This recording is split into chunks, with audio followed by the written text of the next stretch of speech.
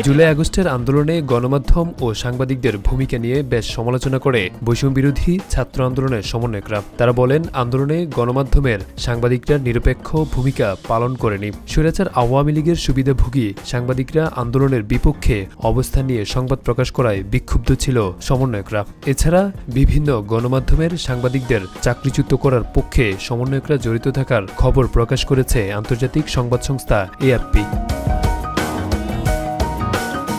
আন্তর্জাতিক সংবাদ সংস্থা এএফপিতে প্রকাশিত প্রতিবেদনের প্রতিবাদ জানিয়েছেন বৈষম্যবিরোধী ছাত্র আন্দোলনের আহ্বায়ক হাসনাত আব্দুল্লাহ। 25 ডিসেম্বর তিনি নিজের ভেরিফাইড ফেসবুক পেজে এই প্রতিবাদ জানান। তিনি বলেন, 24 ডিসেম্বর সংবাদ সংস্থা এএফপি বাংলাদেশের একটি টিভি চ্যানেল সময় টিভির কয়েকজন সাংবাদিক বরখাস্তের খবর প্রকাশ করেছে। তবে এটি এমনভাবে উপস্থাপন করেছে যেন ছাত্রদের পক্ষে গঠিত কোনো দল সময় টিভির মালিক সিটি গ্রুপকে সাংবাদিকদের চাকরিচ্যুত করতে বাধ্য করা হয়েছে। কিন্তু এটি ছিল পুরোপুরি মিথ্যা সংবাদ।